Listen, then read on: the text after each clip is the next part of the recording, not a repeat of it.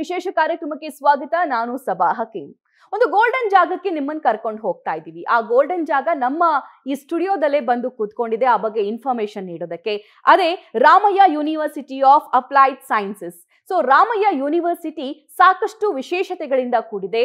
ಬೇರೆ ಬೇರೆ ಸಂಶೋಧನೆಗಳನ್ನ ಸಾಧನೆಗಳನ್ನ ಮಾಡ್ತಾ ದೊಡ್ಡ ಹೆಮ್ಮರವಾಗಿದೆ. ಅದರ ಜೊತೆಗೆ ನ್ಯಾಕ್ ಇಂದ A+ ಗ್ರೇಡ್ ಕೂಡ ಪಡ್ಕೊಂಡಿದೆ. ಸೊ ಈ ಬಗ್ಗೆ ಸಂಸ್ಥೆಯಿಂದ ಎಕ್ಸ್ಪರ್ಟ್ಗಳು ಕೂಡ ನಮ್ಮೊಂದಿಗೆ ಜಾಯಿನ್ ಆಗಿದ್ದಾರೆ. ಅವ್ರು ಏನ್ ಹೇಳ್ತಾರೆ MS ರಾಮಯ್ಯ ಬಗ್ಗೆ ಅಂತ ತಿಳಿತಾ ಹೋಗೋಣ ಈ ವಿಶೇಷ ಕಾರ್ಯಕ್ರಮದಲ್ಲಿ.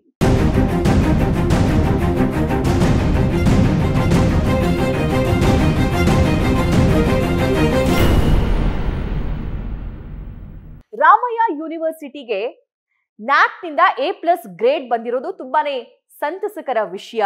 ವಿದ್ಯಾರ್ಥಿಗಳು ಕೂಡ ಹೊಸ ಹುಮ್ಮಸ್ಸಿನಲ್ಲಿದ್ದಾರೆ. ಅಲ್ಲಿರುವಂತಹ ಫ್ಯಾಕಲ್ಟಿ ಕೂಡ ಸಾಕಷ್ಟು ಉತ್ಸಾಹದಿಂದ ಪಾಠ ಮಾಡುವಂತಹ ಕೆಲಸ ಮಾಡ್ತಾ ಇದೆ. ವಿದ್ಯಾರ್ಥಿಗಳಿಗೆ ಮೋಟಿವೇಟ್ ಮಾಡುವಂತಹ ಕೆಲಸ ಮಾಡ್ತಾ ಇದೆ, ಗೈಡ್ ಮಾಡುವಂತಹ ಕೆಲಸ ಮಾಡ್ತಾ ಇದೆ. ಸೊ ಹಾಗಾಗಿ ನಮ್ಮ ಜೊತೆಗೆ ರಾಮಯ್ಯ ಯೂನಿವರ್ಸಿಟಿಯಿಂದ ಇವತ್ತು ಒಬ್ಬ ವಿಶೇಷ ಅತಿಥಿ ಜಾಯಿನ್ ಆಗಿದ್ದಾರೆ. Doctor Niranjan Prabhu, associate dean office of research and innovation. Sir ನಮಸ್ಕಾರ, ಕಾರ್ಯಕ್ರಮಕ್ಕೆ ಸ್ವಾಗತ. ಧನ್ಯವಾದಗಳು. ಮೊದಲಿಗೆ ಕಂಗ್ರ್ಯಾಚುಲೇಷನ್ಸ್ ನಿಮಗೆ.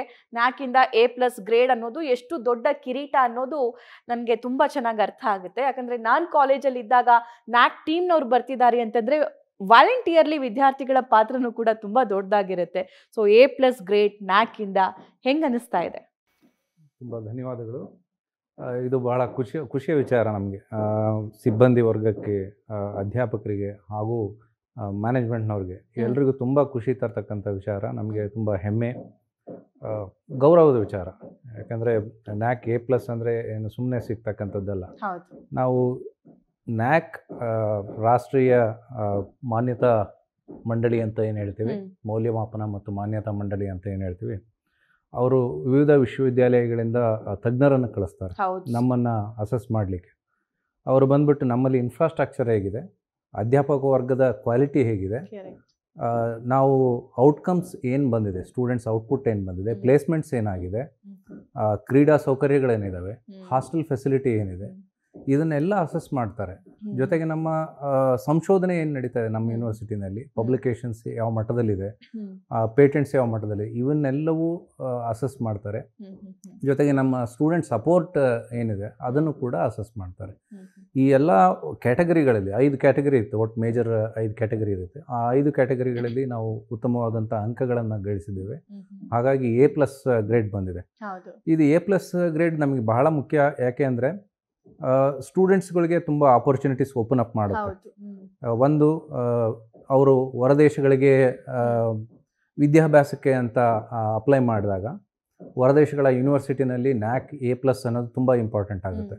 ಯಾವುದೇ ರಾಷ್ಟ್ರೀಯ ಮೌಲ್ಯಮಾಪನ ಮಾನ್ಯತಾ ಮಂಡಳಿಗಳಿಂದ ಅಸೆಸ್ಮೆಂಟ್ಗೆ ಒಳಪಟ್ಟಂತಹ ಯೂನಿವರ್ಸಿಟಿಗಳಿಂದ ವಿದ್ಯಾರ್ಥಿಗಳು ಬರ್ತಾ ಇದ್ದಾರೆ ಅಂದರೆ ಅವರ ಕ್ವಾಲಿಟಿ ತುಂಬ ಚೆನ್ನಾಗಿರುತ್ತೆ ಅನ್ನೋದು ಒಂದು ಜನರಲ್ ಒಪಿನಿಯನ್. ಈ ಕಾರಣದಿಂದಾಗಿ ನಮ್ಮ ವಿದ್ಯಾರ್ಥಿಗಳು ಹೊರದೇಶಗಳಿಗೆ ಹೋದಾಗ ಅಲ್ಲಿ ಅಕ್ಸೆಪ್ಟೆನ್ಸ್ ಲೆವೆಲ್ ಚೆನ್ನಾಗಿರುತ್ತೆ. ಹಾಗಾಗಿ ನಮ್ಮ ಯೂನಿವರ್ಸಿಟಿ ಕೂಡ ಸಾಕಷ್ಟು ಯೂನಿವರ್ಸಿಟಿಗಳ ಜೊತೆ ಮೆಮೊರಂಡಮ್ ಆಫ್ ಅಂಡರ್ಸ್ಟ್ಯಾಂಡಿಂಗ್ ಮಾಡಿಕೊಂಡಿದೆ. ಈ ಒಡಂಬಡಿಕೆಗಳು ಕೂಡ ನಮ್ಮ ವಿದ್ಯಾರ್ಥಿಗಳಿಗೆ ಹೆಲ್ಪ್ ಆಗುತ್ತೆ. ನ್ಯಾಕ್ A+ ಇರತಕ್ಕಂಥದ್ದು ಮತ್ತು ಈ ಒಡಂಬಡಿಕೆಗಳು ಎರಡೂ ಕೂಡ ನಮ್ಮ ವಿದ್ಯಾರ್ಥಿಗಳಿಗೆ ಹೊರದೇಶಗಳಿಗೆ ಉನ್ನತ ವ್ಯಾಸಂಗಕ್ಕೆ ಹೋದಾಗ ಬಹಳ ಹೆಲ್ಪ್ ಆಗುತ್ತೆ. ಹಾಗಾಗಿ ನ್ಯಾಕ್ A+ ಅನ್ನೋದು ನಮಗೆ ಒಂದು ಕಿರೀಟ. ಇದು ಕಿರೀಟ ನಮಗೆ. ಸರ್, ರಾಮಯ್ಯ ಯೂನಿವರ್ಸಿಟಿಗೆ ನ್ಯಾಕ್ ನಿಂದ A+ ಗ್ರೇಡ್ ಬಂದಿರೋದು ಸಂತಸದ ವಿಷಯ ಅಂತ ನೀವು ಶೇರ್ ಮಾಡ್ಕೊಂಡ್ರಿ. ಬಟ್ ನಾನು ನೋಡ್ದಂಗೆ ರಾಮಯ್ಯ ಯೂನಿವರ್ಸಿಟಿಯಲ್ಲಿ ಪ್ರತಿ ಸಲನೂ ಪ್ರತಿ ವರ್ಷನೂ ಅಥವಾ ಟ್ರೆಂಡ್ ಬದಲಾದಂತೆ ಹೊಸತನ ಕೂಡ ಬರ್ತಾ ಹೋಗ್ತುತ್ತೆ. ಸೊ ಈಗ ಎಂಜಿನಿಯರಿಂಗ್ ಟ್ರೆಂಡಲ್ಲಿದೆ ಅಂತಲೇ ನಾವು ಕರಿಬಹುದು. ಈ ಟ್ರೆಂಡಲ್ಲಿರುವಂತಹ ಕೋರ್ಸಲ್ಲಿ ಬೇರೆ ಬೇರೆ ಕೋರ್ಸಸ್ ಯಾವೆಲ್ಲ ಆ್ಯಡ್ ಆಗ್ತಾ ಹೋಗ್ತಿದೆ, ಏನೆಲ್ಲ ಚೇಂಜಸ್ ಆಗಿದೆ, ಸ್ಕೋಪ್ ಹೇಗಿದೆ? ನೋಡಿ, ಬದಲಾವಣೆ ಅನ್ನೋದು ಜಗದ ನಿಯಮ. ಹೌದು. ಈ ನಿಯಮಗಳು ಇತ್ತೀಚಿನ ದಿನಗಳಲ್ಲಿ ಎಂಜಿನಿಯರಿಂಗ್ ಎಜುಕೇಷನಲ್ಲಿ ತುಂಬ ವೇಗವಾಗಿ ಬದಲಾವಣೆ ಕಾಣಿಸ್ತಾ ಇದೆ. ಎಂಜಿನಿಯರಿಂಗ್ ಎಜುಕೇಷನ್ ತುಂಬ ವಿಕಸಿತಗೊಳ್ತಾ ಇದೆ. ಆ ವೇಗದ ವಿಕಾಸಕ್ಕೆ ನಾವು ಕೂಡ ಹೊಂದ್ಕೋಬೇಕು. ನಮ್ಮ ವಿಶ್ವವಿದ್ಯಾಲಯ, ರಾಮಯ್ಯ ಅನ್ವಯಿಕ ವಿಜ್ಞಾನಗಳ ವಿಶ್ವವಿದ್ಯಾಲಯ, ಈ ಒಂದು ವಿಕಸನಕ್ಕೆ ತುಂಬ ವೇಗವಾಗಿ ಮತ್ತು ಇಂಡಸ್ಟ್ರಿಗೆ ಏನು ರಿಕ್ವೈರ್ಮೆಂಟ್ ಇದೆ ಅದಕ್ಕೆ ತಕ್ಕನಾಗಿ ಹೊಂದಿಕೊಂಡು ಹೊಸ ಹೊಸ ಪ್ರೋಗ್ರಾಮ್ಗಳನ್ನು ನಮ್ಮ ವಿದ್ಯಾರ್ಥಿಗಳಿಗೆ ಕೊಡೋದರಲ್ಲಿ ಎತ್ತಿದ ಕೈ ಅಂತಲೇ ಹೇಳ್ಬೋದು. ಈ ನಿಟ್ಟಿನಲ್ಲಿ ನಾವು ಕಳೆದ 2-3 ವರ್ಷಗಳಲ್ಲಿ ಹೊಸದಾಗಿ artificial intelligence machine learning program ತೊಗೊಂಡು ಬಂದಿದ್ದೀವಿ. ಮ್ಯಾಥ್ ಆ್ಯಂಡ್ ಕಂಪ್ಯೂಟಿಂಗ್ ಅನ್ನೋ ಪ್ರೋಗ್ರಾಮ್ ತೊಗೊಂಡ್ಬಂದಿದ್ದೀವಿ. ಡಾಟಾ ಸೈನ್ಸಸ್ ಇದೆ, ಡಾಟಾ ಅನಾಲಿಟಿಕ್ಸ್ ಇದೆ. ಸೊ ಈ ಥರದ ಪ್ರೋಗ್ರಾಮ್ಗಳು ಈಗ ಆ್ಯಕ್ಚುಲಿ ಈ ವರ್ಷ ಕೂಡ ನಾವು ಹೊಸದಾಗಿ ರೋಬೋಟಿಕ್ ಆ್ಯಂಡ್ ಆಟೋಮೇಷನ್ ಅಂತ ಹೇಳಿ ಹೊಸ ಪ್ರೋಗ್ರಾಮ್ ಕೂಡ ಇಂಟ್ರೊಡ್ಯೂಸ್ ಮಾಡ್ತಾ ಇದ್ದೀವಿ. ನೆಕ್ಸ್ಟ್ ಇಯರ್ಗೆ ನಾವು space science, BTech in space science ಅಂತೇಳಿ ಇನ್ನೊಂದು ಹೊಸ ಪ್ರೋಗ್ರಾಮ್ ಈಗ ತಯಾರಿ ಪ್ರಾರಂಭ ಆಗಿದೆ. ಮುಂದಿನ ಅಕಾಡೆಮಿಕ್ ವರ್ಷಕ್ಕೆ ಅದನ್ನು ಇಂಟ್ರೊಡ್ಯೂಸ್ ಮಾಡಲಿಕ್ಕೆ ನಾವು ರೆಡಿ ಮಾಡಿಕೊಡ್ತಾ ಇದ್ದೀವಿ. ಈ ಹೊಸ ಪ್ರೋಗ್ರಾಮನ್ನು ನಾವು ಒಂದು ಇಂಟ್ರೊಡ್ಯೂಸ್ ಮಾಡಬೇಕಾದ್ರೆ ಸುಮ್ಮನೆ ಇಂಟ್ರೊಡ್ಯೂಸ್ ಮಾಡಲಿಕ್ಕಾಗಲ್ಲ. ಅದಕ್ಕೆ ಒಂದು ಮಾರ್ಕೆಟ್ ಡಿಮ್ಯಾಂಡನ್ನು ನೋಡಬೇಕಾಗುತ್ತೆ. ಈ ಕೋರ್ಸ್ಗಳಿಗೆ ಮಾರ್ಕೆಟ್ ಡಿಮ್ಯಾಂಡ್ ಇದೆ. ಎರಡನೇದಾಗಿ ನಾವು ಕ್ಯೂರಿಕ್ಯುಲಮ್ ಡಿಸೈನ್ ಮಾಡುವಾಗ ರಿಲೆವೆಂಟ್ ಇಂಡಸ್ಟ್ರಿಗಳ ಇನ್ಪುಟ್ ಬೇಕಾಗುತ್ತೆ. ಅದನ್ನು ನಾವು ಬೋರ್ಡ್ ಆಫ್ ಸ್ಟಡೀಸ್ಗಳ ಮೂಲಕ, ಮೆಂಬರ್ಸ್ಗಳ ಮೂಲಕ ಈ ಇಂಡಸ್ಟ್ರಿಗಳಿಂದ ಇನ್ಪುಟ್ ತೊಗೊಂಡು ಅದಕ್ಕೆ ತಕ್ಕನಾದಂಥ ಒಂದು ಸಿಲೆಬಸ್ ರೆಡಿ ಮಾಡ್ಕೊಳ್ತೇವೆ. ಅದರ ಅಪ್ರೂವಲ್ ತೊಗೊಂಡು ಕ್ಯೂರಿಕ್ಯುಲಮನ್ನು ನಾವು ಸ್ಟೂಡೆಂಟ್ಸ್ಗಳಿಗೆ ಇಂಟ್ರೊಡ್ಯೂಸ್ ಮಾಡ್ತೇವೆ. ಸೊ ಈ ನಿಟ್ಟಿನಲ್ಲಿ ಈ ಹೊಸ ಪ್ರೋಗ್ರಾಮ್ಗಳಿಗೆ ಹೆಚ್ಚಿನದಾಗಿ ಡಿಮಾಂಡ್ ಇದೆ.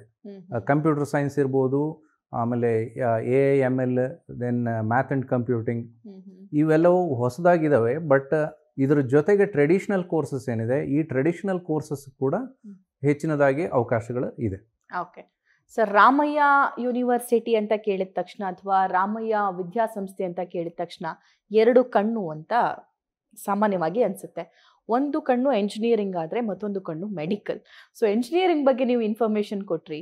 ಈ ಮೆಡಿಕಲ್ಗೆ ಬೇರೆ ಕಡೆ ಯಾವ ರೀತಿಯಾಗಿ ಅಪಾರ್ಚುನಿಟೀಸ್ ಲಭ್ಯವಾಗ್ತಿದೆ ನಿಮ್ಮ ವಿದ್ಯಾರ್ಥಿಗಳಿಗೆ, ಅದ್ರ ಬಗ್ಗೆ, ಆ ಸ್ಪೆಷಾಲಿಟಿ ಬಗ್ಗೆ ತಿಳಿಸ್ಕೊಡ್ಬೋದಾ? ನಮ್ಮ ವಿಶ್ವವಿದ್ಯಾಲಯದಲ್ಲಿ 2 ಕ್ಯಾಟಗರಿ ಆಫ್ ಎಜುಕೇಷನ್ ನೋಡ್ಬೋದು. ಒಂದು ಹೆಲ್ತ್ ಸೈನ್ಸಸ್ ಅಂತ ಹೇಳ್ತೇವೆ, ಇನ್ನೊಂದು ಎಂಜಿನಿಯರಿಂಗ್ ಸೈನ್ಸಸ್ ಅಂತ ಹೇಳ್ತೇವೆ. ಹೆಲ್ತ್ ಸೈನ್ಸಸ್ಸಲ್ಲಿ ಮೆಡಿಕಲ್ ಬರುತ್ತೆ, ಡೆಂಟಲ್ ಬರುತ್ತೆ, ಫಾರ್ಮಾಸ್ಯೂಟಿಕಲ್ ಎಜುಕೇಷನ್ ಬರುತ್ತೆ, ಆಮೇಲೆ ಅಲೈಡ್ ಹೆಲ್ತ್ ಸೈನ್ಸಸ್, ಬಯೋಟೆಕ್ನಾಲಜಿ ಬರುತ್ತೆ, ಫುಡ್ ಟೆಕ್ನಾಲಜಿ ಕೂಡ ಬರುತ್ತೆ. ಮೆಡಿಕಲ್ ಕೋರ್ಸಸ್ಸಲ್ಲಿ ನಮ್ಮ ವಿದ್ಯಾರ್ಥಿಗಳಿಗೆ ಅವಕಾಶ ತುಂಬ ಚೆನ್ನಾಗಿದೆ. ಯಾಕೆ ಅಂದರೆ ರಾಮಯ್ಯ ಮೆಡಿಕಲ್ ಕಾಲೇಜ್ ಒಂದು ಇತಿಹಾಸ ಏನಿದೆ ಅದು ಆಗಿದೆ.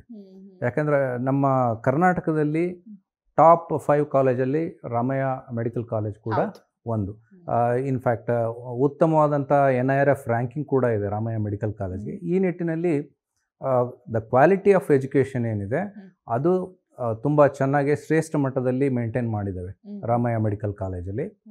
ಇತ್ತೀಚೆಗೆ ನಮ್ಮ ವಿದ್ಯಾರ್ಥಿಗಳಿಗೆ ಅನುಕೂಲ ಆಗಲಿ ಅಂತಲೇ ಮೌಂಟ್ ಸಿನಾಯ್ ಹಾಸ್ಪಿಟಲ್ ಏನಿದೆ ಅಮೆರಿಕದ್ದು, ಇದು ಟಾಪ್ 21 ಕಾಲೇಜಲ್ಲಿ ಒಂದು ವರ್ಲ್ಡಲ್ಲಿ, ಅಂಥ ಒಂದು ಸಂಸ್ಥೆ ಜೊತೆಗೆ ನಮ್ಮ Ramaiah medical college memorial hospital ಏನಿದೆ ಅದು ಟೈಅಪ್ ಆಗಿದೆ.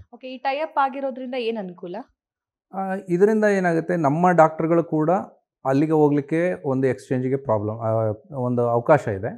ಅವರ ಡಾಕ್ಟರ್ಗಳು ಕೂಡ ನಮ್ಮಲ್ಲಿ ಬರಲಿಕ್ಕೆ ಅವಕಾಶ ಇದೆ. ಇದು ಈ ಎಕ್ಸ್ಚೇಂಜ್ ಏನಿದೆ ಅಕಾಡೆಮಿಕ್ ಲರ್ನಿಂಗ್ಗೆ ಪೂರಕವಾದಂತಹ ವಾತಾವರಣ ಒಂದು ಕ್ರಿಯೇಟ್ ಮಾಡುತ್ತೆ. ಇದು ಸ್ಟೂಡೆಂಟ್ಸ್ಗಳಿಗೆ ಕೂಡ ಬೆನಿಫಿಟ್ ಆಗುತ್ತೆ. ಹಾಗಾಗಿ ವಿದ್ಯಾರ್ಥಿಗಳಿಗೆ ಉತ್ತಮವಾದಂಥ ವಾತಾವರಣ ಜೊತೆಗೆ ಇಂಥ ಹೊಸ ಹೊಸ ಕಲಿಕೆಯ ಅವಕಾಶಗಳನ್ನು ಸೃಷ್ಟಿ ಮಾಡಲಿಕ್ಕೆ ನಾವು ಕ್ರಮ ಕೈಗೊಂಡಿದ್ದೇವೆ. Right sir. ಈಗ ಮೆಡಿಕಲ್ ಸ್ಟೂಡೆಂಟು ಇಲ್ಲಿ ಅಡ್ಮಿಷನ್ ತಗೊಂಡಿದ್ದಾರೆ, ಇಲ್ಲಿ ಅವ್ರಿಗೆ ಸಿಲೆಬಸ್ ಎಲ್ಲ ಸ್ಟಾರ್ಟ್ ಆಗಿದೆ. ಬಟ್ ಅವರು US ಕಾಲೇಜಿಗೆ ಹೋಗಬೇಕು, ಅಲ್ಲಿ ಸಿನಾಯ್ ಕಾಲೇಜಲ್ಲಿ ನಾವು ಅಡ್ಮಿಷನ್ ತಗೋಬೇಕು, ಅಥವಾ ಅಲ್ಲಿ ರಿಸರ್ಚ್ ಮಾಡಬೇಕು, ಅಥವಾ ಅಲ್ಲಿಯ ವಿದ್ಯಾರ್ಥಿಗಳು ಇಲ್ಲಿ ಬಂದು ರಿಸರ್ಚ್ ಮಾಡಬೇಕು ಅಂತಂದರೆ ಆ ಥರ ಚೇಂಜಸ್ಗೆ ಅವಕಾಶ ಇದೆಯಾ? ಇಲ್ಲ, ಅಲ್ಲಿ ಕಾಲೇಜ್ ಅಂತ ಇಲ್ಲ, ಅದು ಹಾಸ್ಪಿಟಲ್ ಜೊತೆಗೆ ಟೈಅಪ್ ಆಗಿರೋದು. ಈ ಹಾಸ್ಪಿಟಲ್ ಜೊತೆಗೆ ಟೈಅಪ್ ಆದಾಗ ನಮಗೆ ಇವರಿಗೆ ಇಂಟರ್ನ್ಶಿಪ್ ಅಂತ ಏನು ಬರುತ್ತೆ, ಇಂಟರ್ನ್ಸ್ ಅಂತ ಮಾಡ್ತೀವಲ್ಲ, ಅಲ್ಲಿ ಅವರು ಇಲ್ಲಿನೂ ಮಾಡ್ಬೋದು, ಅಲ್ಲಿ ಕೂಡ ಹೋಗ್ಲಿಕ್ಕೆ ಪ್ರಾವಿಷನ್ ಇರುತ್ತೆ. ಸೊ ಅಂತಹ ಒಂದು ಕಲಿಕೆಗೆ, ಅನುಭವದ ಕಲಿಕೆ ಏನಿದೆ ಅದು ಒಳ್ಳೆಯ ಅನುಭವ ಸಿಗುತ್ತೆ. ಯಾಕಂದರೆ ನಮ್ಮಲ್ಲಿ ಕೂಡ ಫೆಸಿಲಿಟೀಸ್ ಏನು ಕಡಿಮೆ ಮಾಡಿಲ್ಲ. ರೋಬೋಟಿಕ್ ಸರ್ಜರಿ ಅಂತ ಮೋಸ್ಟ್ ಅಡ್ವಾನ್ಸ್ಡ್ ಫೆಸಿಲಿಟಿ ಏನಿದೆ ಅದು ಕೂಡ ನಮ್ಮಲ್ಲಿದೆ. ಇನ್ನೊಂದು ಅಡ್ವಾನ್ಸ್ಡ್ ಲರ್ನಿಂಗ್ ಸೆಂಟರ್ ಅಂತ ಏನಿದೆ ಅದು ಕೂಡ ರಾಮಯ್ಯ ಹಾಸ್ಪಿಟ್ಲಲ್ಲಿ ಈ ಟ್ರೈನಿಂಗಿಗೆ ಉತ್ತಮವಾಗಿ ಬಳಸ್ಕೋತೇವೆ. ಅಡ್ವಾನ್ಸ್ಡ್ ಟ್ರೈನಿಂಗ್ ಸೆಂಟ್ರನ್ನು ಇಲ್ಲಿ ನಮ್ಮಲ್ಲಿ ಈ ದೇಹದಾನ ಏನಿದೆ ಅದು ತುಂಬ ಹೆಸರುವಾಸಿಯಾಗಿರ್ತಕ್ಕಂಥದ್ದು. ನೀವು ಇತ್ತೀಚೆಗೆ ಕೂಡ ಕೇಳಿರ್ಬೋದು, ಸಾಕಷ್ಟು ಗಣ್ಯ ವ್ಯಕ್ತಿಗಳು ದೇಹದಾನವನ್ನು ನಮ್ಮ ಹಾಸ್ಪಿಟ್ಲಿಗೆ ಮಾಡ್ತಾ ಇದ್ದಾರೆ. ಇದೆಲ್ಲ ಸ್ಟೂಡೆಂಟ್ಸ್ಗೆ ಸ್ಟಡೀಸ್ಗೆ ತುಂಬ ಹೆಲ್ಪ್ ಆಗುತ್ತೆ. ಅದು ನಮ್ಮ ರಾಮಯ್ಯ ಯೂನಿವರ್ಸಿಟಿನಲ್ಲಿ ಈ ದೇಹದಾನದ ಪ್ರಕ್ರಿಯೆ ಏನಿದೆ ತುಂಬ ವೇಗವಾಗಿ ನಡೀತಾ ಇದೆ. ಓಕೆ, ನಾನು ರೀಸೆಂಟ್ ಆಗಿ ರಾಮಾಯಣದಲ್ಲಿ ತುಂಬಾ ಇನೋವೇಷನ್ಸ್ ಆಗಿದೆ ಅನ್ನೋದನ್ನ ಕೇಳ್ಪಟ್ಟೆ. ಸೊ ಬೇರೆ ಬೇರೆ ಕೋರ್ಸಸ್ಗಳಲ್ಲಾಗಿರ್ಬಹುದು ಅಥವಾ ಈ ಸ್ಪೆಷಲ್ ಕೋರ್ಸಸ್ಗಳಲ್ಲೂ ಕೂಡ ಹೌದು. ಸೊ ಆ ಇನೋವೇಷನ್ಸ್ ಬಗ್ಗೆ ಮಾಹಿತಿ ನೀಡ್ತಾ ಹೋಗೋದಾದ್ರೆ. ಒಟ್ಟಾರೆಯಾಗಿ ನಮ್ಮ ರಾಮಯ್ಯ ಅನ್ವಯಿಕ ವಿಜ್ಞಾನಗಳ ವಿಶ್ವವಿದ್ಯಾಲಯದಲ್ಲಿ ಸಂಶೋಧನೆ ಮತ್ತು ಆವಿಷ್ಕಾರಗಳಿಗೆ ತುಂಬ ಒತ್ತು ಕೊಡ್ತೇವೆ. ಅದು ಎಲ್ಲಿಂದ ಪ್ರಾರಂಭ ಆಗುತ್ತೆ ಅಂದರೆ ಅಂಡರ್ ಗ್ರಾಜುಯೇಟ್ ಕೋರ್ಸ್ ಇರ್ಬೋದು ಅಥವಾ ಪೋಸ್ಟ್ ಗ್ರಾಜುಯೇಟ್ ಕೋರ್ಸ್ ಇರ್ಬೋದು ಅಥವಾ PhD ಪ್ರೋಗ್ರಾಮ್ ಆಗಿರ್ಬೋದು. ಅದರಲ್ಲಿ ಒಂದು ರಿಸರ್ಚ್ ಕಾಂಪೋನೆಂಟ್ ಅಂತ ಇಟ್ಟೇ ಇರ್ತೀವಿ. ಪ್ರಾಜೆಕ್ಟ್ಗಳ ಮೂಲಕ, ಡೆಸರ್ಟೇಷನ್ಗಳ ಮೂಲಕ, PhD ಥೀಸಿಸ್ ಮೂಲಕ ಈ ರಿಸರ್ಚ್ ಕಾಂಪೋನೆಂಟ್ಗೆ ತುಂಬ ಎಂಫಸೈಸ್ ಮಾಡ್ತೀವಿ. ಅದಕ್ಕೆ ಬೇಕಾದಂಥ ಪೂರಕ ವಾತಾವರಣ, ಪೂರಕ ಸೌಲಭ್ಯಗಳನ್ನು ನಾವು ಕ್ರಿಯೇಟ್ ಮಾಡಿಕೊಡ್ತಾ ಇದ್ದೀವಿ. ಹಾಗೂ ಅವರಿಗೆ ಅಡಿಷ್ನಲ್ ಲರ್ನಿಂಗ್ ಏನು ಫೆಸಿಲಿಟಿ ಬೇಕು ಆ ತಜ್ಞರನ್ನು ಹೊರಗಡೆಯಿಂದ ಕರೆಸ್ಬಿಟ್ಟು ಅವ್ರ ಜೊತೆಗೆ ಇಂಟ್ರ್ಯಾಕ್ಷನ್ಸನ್ನು ಮಾಡಲಿಕ್ಕೆ ನಾವು ಮಾಡ್ತೇವೆ. ಇವೆಲ್ಲ ಏನಾಗುತ್ತೆ, ಪಬ್ಲಿಕೇಶನ್ಸ್ ಆಗಿರ್ಬೋದು, ರಿಸರ್ಚ್ ಪಬ್ಲಿಕೇಶನ್ಸ್ ಇದೆ, ಅಂತಾರಾಷ್ಟ್ರೀಯ ಮಟ್ಟದ ಜರ್ನಲ್ಗಳಲ್ಲಿ ನಾವು ಉತ್ತಮವಾದಂಥ ಜರ್ನಲ್ಗಳಲ್ಲಿ ಪಬ್ಲಿಷ್ ಮಾಡ್ತಾ ಇದ್ದೇವೆ.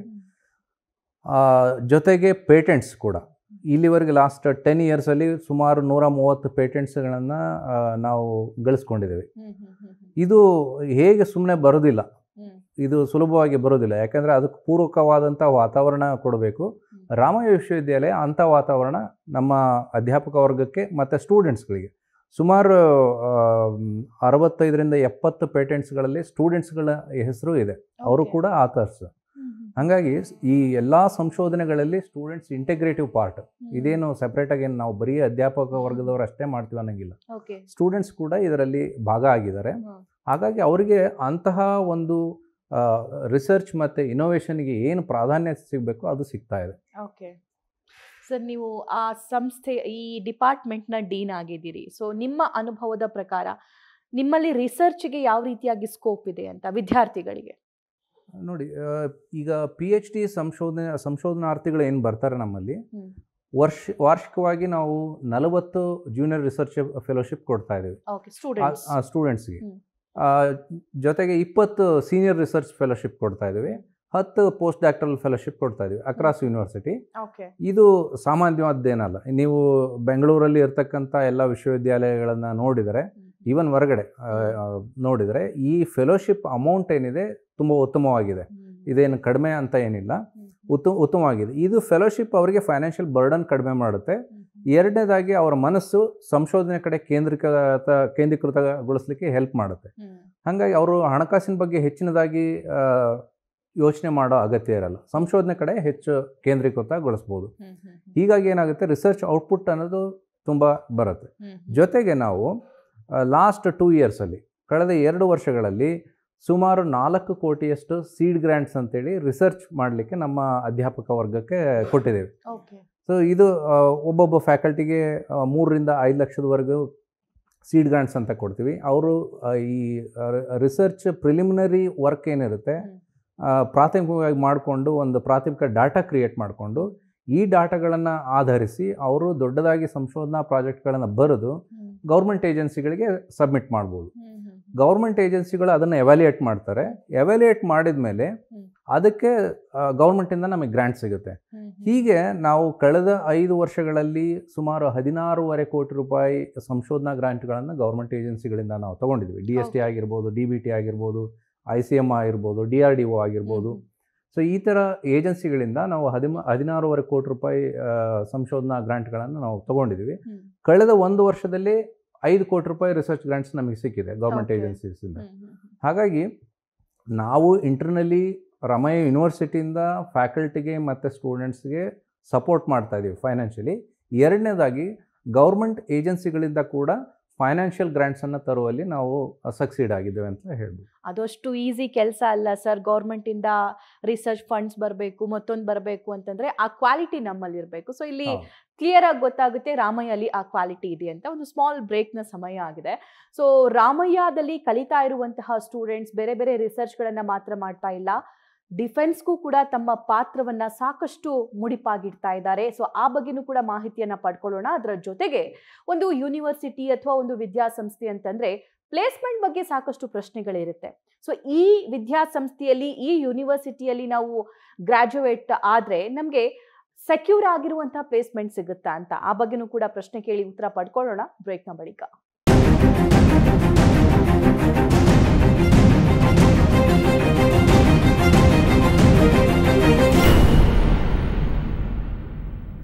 Welcome back.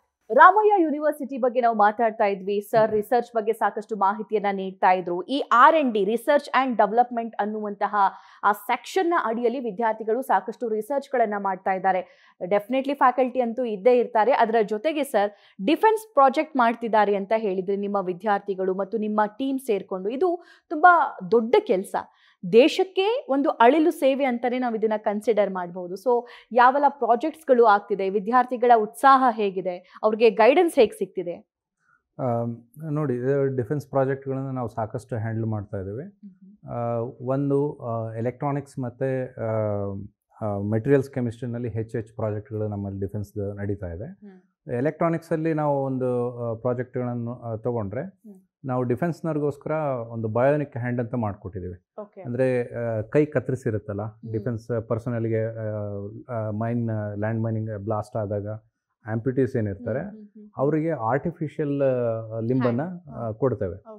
ಆ ಒಂದು ಆರ್ಟಿಫಿಷಿಯಲ್ ಹ್ಯಾಂಡನ್ನು ಕೊಟ್ಟಾಗ ಅದು ಸೆನ್ಸ್ ಮಾಡುತ್ತೆ. ಅಂತಹ ಒಂದು ಸೆನ್ಸರ್ಸ್ ಇರ್ತಕ್ಕಂಥ ಒಂದು ಎಕ್ವಿಪ್ಮೆಂಟ್ನ ನಾವು ಡೆವಲಪ್ ಮಾಡಿದ್ದೇವೆ. ಸುಮ್ಮನೆ ಬೇರೆ ಬೇರೆ ರಿಸರ್ಚ್ಗಳು ಅಥವಾ ಪ್ರಾಜೆಕ್ಟ್ಗಳು ಆದಾಗ ಒಂದು ಸಪೋರ್ಟ್ ಸಿಸ್ಟಮ್ ಅಂತ ಇರ್ತಿತ್ತು, ಬಟ್ ಇದು ಸೆನ್ಸ್ ಅಂತ ಹೇಳ್ತಿದ್ದೀರಲ್ಲ, ತುಂಬಾ ಅಂತ ಒಂದು ಸೆನ್ಸರ್ಸನ್ನು ಡೆವಲಪ್ ಮಾಡಿದ್ದೇವೆ. ಮತ್ತು ಆ ಆರ್ಟಿಫಿಷಿಯಲ್ ಇಂಟೆಲಿಜೆನ್ಸ್ ಪ್ರೋಗ್ರಾಮಿಂಗ್ ಏನಿದೆ, ಆ ಪ್ರೋಗ್ರಾಮಿಂಗ್ ಇದು ಡಾಟಾ ಅಕ್ವಿಸಿಷನ್ ಮಾಡಿಕೊಂಡು ನಮ್ಮ ಯೋಚನೆಗಳೇನಿದೆ ಅದಕ್ಕೆ ಟ್ರಾನ್ಸ್ಫರ್ ಆಗುತ್ತೆ. ಆ ಟ್ರಾನ್ಸ್ಫರ್ ಆಗಿ ಈಗ ನಾವು ಒಂದು ಏನಾದರೂ ಹಿಡಿಬೇಕು ಅಂತಂದರೆ ಹೀಗೆ ನಾವು ಹಿಡಿಬೋದು, ಆ ಹ್ಯಾಂಡ್ ಮೂಲಕ ಹೀಗೆ ಹಿಡ್ಕೋಬೋದು. ಅಂತಹ ಒಂದು ಆರ್ಟಿಫಿಷಿಯಲ್ ಲಿಂಬನ್ನು ಬಯೋನಿಕ್ ಹ್ಯಾಂಡ್ ಅಲ್ಲ, ಅದು ಇಲ್ಲಿ ಏನಾಗುತ್ತೆ, ನರ್ವ್ಸ್ ಇರುತ್ತೆ. ಯೂಶಲಿ ಬ್ರೈನಿಂದ ಸಿಗ್ನಲ್ ಇಲ್ಲಿಗೆ ಹೋಗುತ್ತೆ. ಈ ಸಿಗ್ನಲ್ಸ್ ಅದಕ್ಕೆ ಟ್ರಾನ್ಸ್ಫರ್ ಆಗುತ್ತೆ ಥ್ರೂ ಸೆನ್ಸರ್ಸ್. ಅದು ನಾವೇನು ಯೋಚನೆ ಮಾಡ್ತೀವಿ ಆ ಸಿಗ್ನಲ್ ಈ ನರ್ವ್ ಮೂಲಕ ಟ್ರಾನ್ಸ್ಫರ್ ಆಗುತ್ತೆ. ಅದು ಹಿಡ್ಕೊಳ್ಳಿಕ್ಕೆ ಒಂದು kg 1.5 kg ಅಷ್ಟು ನಾವು ಅದನ್ನು ಹಿಡಿಬೋದು. ಅಂತಹ ಒಂದು ಬಯೋನಿಕ್ ಹ್ಯಾಂಡನ್ನು ನಮ್ಮ ಯೂನಿವರ್ಸಿಟಿನಲ್ಲಿ ಮಾಡಿದ್ದೀವಿ. ಇನ್ಫ್ಯಾಕ್ಟ್ ನನ್ನದೇ ಒಂದು ಪ್ರಾಜೆಕ್ಟಲ್ಲಿ DRDOಗೆ ಒಂದು ಪ್ರೋಟೋಟೈಪ್ ಮಾಡಿಕೊಟ್ಟಿದ್ವಿ, ಥರ್ಮಲಿ ಕಂಡಕ್ಟಿಂಗ್ ಮಟೀರಿಯಲ್ ಅಂತ ಹೇಳಿ. ಅದು 1000 ಮೀಟರ್ ಟ್ಯೂಬ್ ಮಾಡಿಕೊಟ್ಟಿದ್ವಿ. ಅದು ಡಿಫೆನ್ಸ್ ಪರ್ಸನಲ್ಲು ತಮ್ಮ ದೇಹವನ್ನು ಕಂಫರ್ಟಬಲಾಗಿ ಇಡಲಿಕ್ಕೆ ಎಕ್ಸ್ಟ್ರೀಮ್ ಕಂಡೀಷನ್ಗಳಲ್ಲಿ, ತುಂಬ ಹಾಟ್ ಆ್ಯಂಡ್ ಹ್ಯೂಮಿಡ್ ಕಂಡೀಷನಲ್ಲಿ ನಾವು ತಡ್ಕೊಳಕ್ಕಾಗಲ್ಲ. ತುಂಬ ಹಾಟ್ ಎಂಜಿನ್ ರೂಮ್ಸ್ ಎಲ್ಲ ಇದ್ದಾಗ ತಡ್ಕೊಳಕ್ಕಾಗಲ್ಲ. ಆವಾಗ ಈ ಜಾಕೆಟ್ಗಳಲ್ಲಿ ಈ ಟ್ಯೂಬನ್ನು ಹಾಕಿಬಿಟ್ಟು ನಾವು ದೇಹನ ಕಂಫರ್ಟಬಲಾಗಿ ಇಡ್ಬೋದು. ಆ ಥರದ್ದು ಒಂದು ಸಿಸ್ಟಮ್ ಕೂಡ ನಾವು ಮಾಡಿಕೊಟ್ಟಿದ್ದೀವಿ. ಈ ಥರದ್ದು ಸಾಕಷ್ಟು ಪ್ರಾಜೆಕ್ಟ್ಗಳು ನಡೀತಾ ಇದೆ. ಅದು ಇಮೇಜ್ ಅನಾಲಿಸಿಸ್ ಇರ್ಬೋದು, ಆರ್ಟಿಫಿಷಿಯಲ್ ಇಂಟೆಲಿಜೆನ್ಸ್ ಇರ್ಬೋದು. ಅಲ್ಲೇನಾಗಿದೆ, ಎಂಜಿನಿಯರಿಂಗ್ ಮತ್ತು ಮೆಡಿಕಲ್ ಸೈನ್ಸ್ ಇಂಟರ್ಡಿಸಿಪ್ಲಿನರಿ ಕಲಿಕೆ ಏನಿದೆ ಅದು ಉತ್ತಮವಾಗಿ ನಡೆಯುತ್ತೆ. ನಾವು ಪ್ರಾಜೆಕ್ಟ್ಗಳು ತರ್ತೇವೆ ಅಂದಾಗ ಅದು ಫ್ಯಾಕಲ್ಟಿ ತರ್ತಾರೆ ಪ್ರಾಜೆಕ್ಟ್. ಬಟ್ ಫ್ಯಾಕಲ್ಟಿಗಳು ಪ್ರಾಜೆಕ್ಟ್ ತಂದಾಗ ನಾವು ಅಷ್ಟೇ ಮಾಡೋದಿಲ್ಲ, ಅದರಲ್ಲಿ ನಮ್ಮ ಸ್ಟೂಡೆಂಟ್ಸ್ಗಳನ್ನ ಇನ್ವಾಲ್ವ್ ಮಾಡ್ಕೊತೀವಿ. PhD ಸ್ಟೂಡೆಂಟ್ಸ್ ಆಗಿರ್ಬೋದು, ಅಥವಾ PG ಸ್ಟೂಡೆಂಟ್ಸ್ ಆಗಿರ್ಬೋದು, ಅಥವಾ UG ಸ್ಟೂಡೆಂಟ್ಸ್ ಆಗಿರ್ಬೋದು. ಅವರ ಇನ್ವಾಲ್ವ್ಮೆಂಟ್ ಏನಿದೆ ಅದರ ಮೂಲಕ ಈ ಔಟ್ಕಮ್ಸ್ ಬರುತ್ತೆ. ತುಂಬ ಶಾರ್ಪ್ ಇರುತ್ತೆ. ಈ ಅಂಡರ್ ಗ್ರಾಜುಯೇಟ್ ಮತ್ತು ಪೋಸ್ಟ್ ಗ್ರಾಜುಯೇಟ್ ಸ್ಟೂಡೆಂಟ್ಸ್ಗಳಲ್ಲಿ ಅವರ ಯೋಚನೆ ಏನಿದೆ ತುಂಬ ಶಾರ್ಪ್ ಆಗಿರುತ್ತೆ, ಇನ್ನೋವೇಟಿವ್ ಮೈಂಡ್ಸ್ ಇರುತ್ತೆ. ಹಾಗಾಗಿ ಅವರ ಕಲಿಕೆ ಈ ಪ್ರಾಜೆಕ್ಟ್ಗಳ ಮೂಲಕ ಕೂಡ ಉತ್ತಮವಾಗಿ ಆಗುತ್ತೆ. ಇವು ಆದಾಗ ಏನಾಗುತ್ತೆ, ಇಂಟರ್ನ್ಶಿಪ್ ಜೊತೆಗೆ ನೀವು ಪ್ಲೇಸ್ಮೆಂಟ್ ಬಗ್ಗೆ ಒಂದು ಕ್ವೆಶ್ಚನ್ನ ಕೇಳಿದ್ರಿ. ಆ ಪ್ಲೇಸ್ಮೆಂಟ್ಗಳಿಗೆ ಇಂಡಸ್ಟ್ರಿ ಇಂಟರ್ನ್ಶಿಪ್ ಅಂತ ಒಂದು ಪ್ರಾವಿಷನ್ ಮಾಡಿಕೊಡ್ತೇವೆ. ನಮ್ಮಲ್ಲಿ ಈಗ ಒಂದು ವಿದ್ಯಾರ್ಥಿ ಕನಿಷ್ಠ 2 ಇಂಟರ್ನ್ಶಿಪ್ ಮಾಡಬೇಕು ಅನ್ನೋದು ಇದೆ.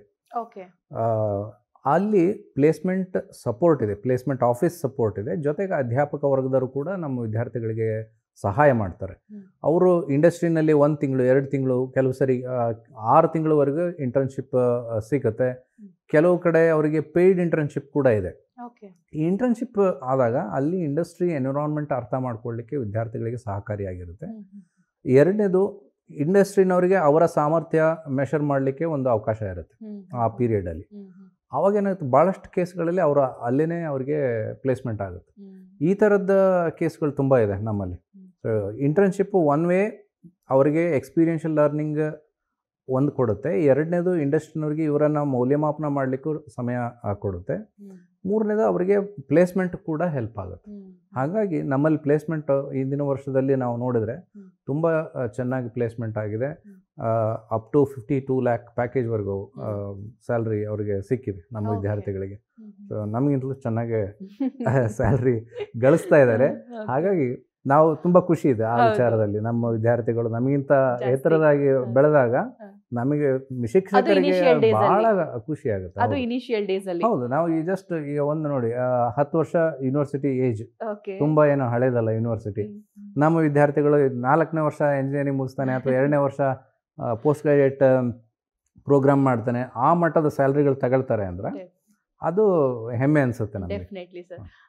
ಅದರ ಜೊತೆಗೆ ಈಗ ಬೇರೆ ಬೇರೆ ಪ್ರಾಜೆಕ್ಟ್ಸ್ಗಳಲ್ಲಿ ತೊಡ್ಕೊಂಡಿದ್ದಾರೆ ವಿದ್ಯಾರ್ಥಿಗಳು ಅಂತ ಹೇಳಿದ್ರಿ, ನಿಮ್ಮ ಟೀಮ್ ತೊಡ್ಕೊಂಡಿದೆ ಅಂತ. ನಿಮಗೆ ರೆಸ್ಪಾನ್ಸ್ ಹೇಗೆ ಬರ್ತಿದೆ ಹೊರಗಡೆಯಿಂದ ಅಂತ? ಹೊರಗಡೆಯಿಂದ ಚೆನ್ನಾಗಿದೆ. ಯಾಕೆಂದರೆ ಒಂದು, ನಾನು ಜೂನಿಯರ್ ರಿಸರ್ಚ್ ಫೆಲೋಶಿಪ್ ಬಗ್ಗೆ ಹೇಳಿದೆ, ನಮ್ಮ ಪ್ರಾಜೆಕ್ಟ್ಗಳ ಬಗ್ಗೆ ಹೇಳಿದೆ. ಈ ಪ್ರಾಜೆಕ್ಟ್ಗಳಲ್ಲಿ ಸೇರ್ಕೊಳ್ಳಿಕ್ಕೆ ಕೆಲವರು ತುಂಬ ಟ್ಯಾಲೆಂಟ್ ಇರ್ತಕ್ಕಂಥವ್ರೆ ಬಂದು ಅಪ್ಲೈ ಮಾಡಿ ನಮ್ಮಲ್ಲಿ ಇಂಟರ್ವ್ಯೂ ಫೇಸ್ ಮಾಡಿ ವಿ ಸೆಲೆಕ್ಟ್ ದೆಮ್. ಸೆಲೆಕ್ಟ್ ಮಾಡಿದ ಮೇಲೆ ಅವರು ಪ್ರಾಜೆಕ್ಟ್ಗಳಲ್ಲಿ ತುಂಬ ಚೆನ್ನಾಗಿ ಪರ್ಫಾರ್ಮ್ ಮಾಡ್ತಾರೆ, ಜೊತೆಗೆ PhDಗೂ ರಿಜಿಸ್ಟರ್ ಮಾಡ್ತಾರೆ. ಹಾಗಾಗಿ ನಮ್ಮಲ್ಲಿ ರಿಸರ್ಚ್ ಮತ್ತು ಇನೋವೇಷನ್ ಕಾಂಪೋನೆಂಟ್ಗೆ ಈ ಪ್ರಾಜೆಕ್ಟ್ಗಳು ಮತ್ತು ನಾವು ಕೊಡ್ತಕ್ಕಂಥ ಫೆಲೋಶಿಪ್ಸ್ ಏನಿದೆ ಎರಡು ಕೂಡ ಕಾಂಟ್ರಿಬ್ಯೂಟ್ ಮಾಡ್ತಾ ಇದ್ದಾವೆ ಅಂತ ಹೇಳ್ಬೋದು. ಸರ್, ರಿಸರ್ಚ್ ಅನ್ನೋದು ಬಂದಾಗ ಅಲ್ಲಿ ಮಾರ್ಕ್ಸ್ಗಳ ಜೊತೆಗೂ ಆ ಸ್ಕಿಲ್ ಅನ್ನೋದು ತುಂಬ ಇಂಪಾರ್ಟೆಂಟ್, ಸ್ಕಿಲ್ ಡೆವಲಪ್ಮೆಂಟ್. ಸೊ ಈಗಿನ ಕಲಿಕೆಗೆ ಸ್ಕಿಲ್ ಡೆವಲಪ್ಮೆಂಟ್ಗೂ ತಾವು ಸಾಕಷ್ಟು ಒತ್ತು ಕೊಡಬೇಕಾಗಿದೆ. ಸೊ ಆ ಬಗ್ಗೆ ಏನು ಹೇಳ್ತೀರಿ? ಆ ಬಗ್ಗೆ ರಾಮಯ್ಯದಲ್ಲಿ ಏನೆಲ್ಲ ಫೆಸಿಲಿಟಿ ಇದೆ ಅಥವಾ ಗೈಡೆನ್ಸ್ ಇದೆ? ನೋಡಿ, ಸ್ಕಿಲ್ಸ್ ಯಾವುದೇ ವೃತ್ತಿ ಆಗಿರ್ಬೋದು, ಸ್ಕಿಲ್ಸ್ ವೆರಿ ಇಂಪಾರ್ಟೆಂಟ್. ಕರೆಕ್ಟ್. ನೀವು ಸೈನ್ಸ್ ಆಗಿರ್ಬೋದು, ಎಂಜಿನಿಯರಿಂಗ್ ಆಗಿರ್ಬೋದು, ಮೆಡಿಕಲ್ ಸೈನ್ಸ್ ಆಗಿರ್ಬೋದು, ಯಾವುದೇ ಒಂದು ವಿಷಯ ತಗೊಳ್ಳಿ, ಈವನ್ ಆರ್ಟ್ಸ್ ವಿಷಯಗಳಲ್ಲಿ ಕೂಡ ನೀವು ಸ್ಕಿಲ್ಸ್ ಇಲ್ಲ ಅಂದರೆ ಮುಂದುವರಿಲಿಕ್ಕಾಗಲ್ಲ. ಮಾರ್ಕ್ಸ್ ಬೇಕು. ಎಲ್ಲಿಗೆ ಅಂದರೆ ಒಂದು ಪ್ರಾಥಮಿಕ ಹಂತಕ್ಕೆ ನಿಮ್ಮ ಮಾರ್ಕ್ಸನ್ನು ನೋಡ್ತಾರೆ, ಆಮೇಲೆ ನೀವು ಬೆಳೆಯೋದೇನಿದೆ ಅದು ನಿಮ್ಮ ಸ್ಕಿಲ್ ಮೂಲಕನೇ ಆಗಿರುತ್ತೆ. ಯಾವುದೇ ಒಂದು ಕಂಪ್ನಿನಲ್ಲಿ ಇಂಟರ್ವ್ಯೂ ಮಾಡ್ತಾರೆ ಅಂದರೆ ಒಂದು 100 ಅಪ್ಲಿಕೇಶನ್ ಬಂದರೆ ಅಲ್ಲಿ ಸ್ಕ್ರೀನ್ ಮಾಡಲಿಕ್ಕೆ ಪ್ರೈಮರಿಯಾಗಿ ಅವರು ಮಾರ್ಕ್ಸನ್ನು ಒಂದು ಗಣನೆಗೆ ತೊಗೊಳ್ತಾರೆ. ಆ ಸ್ಕ್ರೀನ್ ಮಾಡಿದ ಮೇಲೆ ಆಮೇಲೆ ಏನಿದೆ ಅವ್ರ ಸ್ಕಿಲ್ಸ್ ಮೇಲೆ ಅವ್ರನ್ನ ಸೆಲೆಕ್ಟ್ ಮಾಡ್ಕೊಳ್ಳೋದು. ನೀವು ವೃತ್ತಿಯಲ್ಲಿ ಮೇಲಕ್ಕೆ ಹೋದಂಗೆಲ್ಲ ನಿಮ್ಮ ಸ್ಕಿಲ್ಸ್ ಮೇಲೆ ನೀವು ಬೆಳೆಯೋದು. ಮಾರ್ಕ್ಸ್ ಆಮೇಲೆ ಯಾರು ನೋಡಲ್ಲ. ಇವತ್ತು ನನ್ನ ಮಾರ್ಕ್ಸ್ ಯಾರೂ ಕೇಳಲ್ಲ. ಫಸ್ಟ್ ಟೈಮ್ ನಾನು ಇಂಟರ್ವ್ಯೂಗೆ ಹೋದಾಗ ಮಾತ್ರ ನನ್ನ ಮಾರ್ಕ್ಸ್ ಕೇಳಿದ್ರು, ಈಗ ಯಾರು ನನ್ನ ಮಾರ್ಕ್ಸ್. ಅದು ಒಂದೇ ಕ್ವಶನ್ ಸರ್ ಬರೋದು, ಮಾರ್ಕ್ಸ್ ಎಷ್ಟು ಅಂತ. ಆ ಕ್ವಶನ್ ಆದ್ಮೇಲೆ ತುಂಬಾ ಕ್ವಶನ್ಸ್ಗಳು ಬರ್ತಾ ಇರುತ್ತೆ, ಆ ಕ್ವಶನ್ಗೆ ಕಾನ್ಫಿಡೆಂಟ್ ಆಗಿ ಆನ್ಸರ್ ಮಾಡಬೇಕು. ಹೌದು, ಆ ಕಾರಣಕ್ಕೆ ಸ್ಕಿಲ್ಸ್ ತುಂಬಾ ಇಂಪಾರ್ಟೆಂಟ್ ಆಗುತ್ತೆ. ಅದಕ್ಕೆ ನಾವು ಇತ್ತೀಚೆಗೆ ಏನು ಮಾಡಿದ್ವಿ, NEP ಇಂಟ್ರೊಡ್ಯೂಸ್ ಮಾಡಿದ ಮೇಲೆ ವ್ಯಾಲ್ಯೂ ಆ್ಯಡೆಡ್ ಕೋರ್ಸಸ್ ಅಂತೇಳಿ, ಆಮೇಲೆ ಸ್ಕಿಲ್ ಬೇಸ್ಡ್ ಕೋರ್ಸಸ್ ಅಂತೇಳಿ ಆ್ಯಡ್ ಮಾಡಿದ್ವಿ. ಎಂಜಿನಿಯರಿಂಗ್ನವ್ರಿಗಾಗಿರ್ಬೋದು ಅಥವಾ ಯಾವುದೇ ಕೋರ್ಸ್ ಆಗಿರ್ಬೋದು, ಸ್ಕಿಲ್ ಬೇಸ್ಡ್ ಮತ್ತು ವ್ಯಾಲ್ಯೂ ಆ್ಯಡೆಡ್ ಕೋರ್ಸಸ್ ಎರಡು ಕಾಂಪೋನೆಂಟ್ ಎಲ್ಲ ಪ್ರೋಗ್ರಾಮ್ಗಳಲ್ಲಿ ನಾವು ಆ್ಯಡ್ ಮಾಡ್ಕೊಂಡಿದ್ದೇವೆ. ಅವು ಒಂದು, ನಾವು ಇಂಟರ್ನಲಿ ಫ್ಯಾಕಲ್ಟಿ ಕೂಡ ಕ್ಲಾಸ್ ತೊಗೊಳ್ತೇವೆ ಮತ್ತು ಅವರಿಗೆ ಲ್ಯಾಬೊರೇಟ್ರಿನಲ್ಲಿ ಹೇಳ್ಕೊಡ್ತೇವೆ. ಸೆಕೆಂಡ್, ವೇರೆವರ್ ಏನೋ ನೆಸಸರಿ ನಾವು ಇಂಡಸ್ಟ್ರಿಯಿಂದ ಜನಗಳನ್ನ ಕರ್ತಿರ್ತೀವಿ. ಎಕ್ಸ್ಪರ್ಟೀಸ್ ಯಾರ್ದು ಇರುತ್ತೆ ಆ ಎಕ್ಸ್ಪರ್ಟೀಸ್, ಡೊಮೈನ್ ಎಕ್ಸ್ಪರ್ಟೀಸ್ ಕರೆಸ್ಬಿಟ್ಟು ಅವರಿಂದ ಕ್ಲಾಸ್ಗಳು ಕೊಡಿಸ್ತೇವೆ. ಇದು ಏನಾಗುತ್ತೆ, ಸ್ಟೂಡೆಂಟ್ಸ್ಗೆ ಉತ್ತಮವಾದಂಥ ಒಂದು ಎಕ್ಸ್ಪೋಷರ್ ಕೊಡುತ್ತೆ, ಸ್ಕಿಲ್ ಡೆವಲಪ್ ಆಗಲಿಕ್ಕೆ ಹೆಲ್ಪ್ ಆಗುತ್ತೆ. ಅವರು ಇಂಡಸ್ಟ್ರಿಗೆ ಹೋದಾಗ ಈ ಸ್ಕಿಲ್ಗಳ ಮೇಲೆ ಅವ್ರಿಗೆ ಪ್ಲೇಸ್ಮೆಂಟ್ ಈಸಿ ಆಗುತ್ತೆ. ಸರ್, ಯಾವುದೇ ಅದು ಲರ್ನಿಂಗ್ ಮತ್ತು ಟೀಚಿಂಗ್ ಪ್ರಾಸೆಸ್ಸಲ್ಲಿ ಈ ಫ್ಯಾಕಲ್ಟಿ ಮಾತ್ರ ಎಕ್ಸ್ಟ್ರಾರ್ಡಿನರಿ ಆಗಿರಬೇಕು.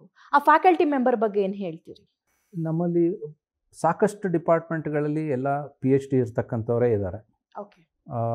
ಹಾಗಾಗಿ ಒಂದು PhD ಮಾಡಬೇಕಂದ್ರೆ ಅಟ್ಲೀಸ್ಟ್ 4-5 ವರ್ಷ ಮಣ್ಣು ಓದ್ತಿರ್ತೇವೆ.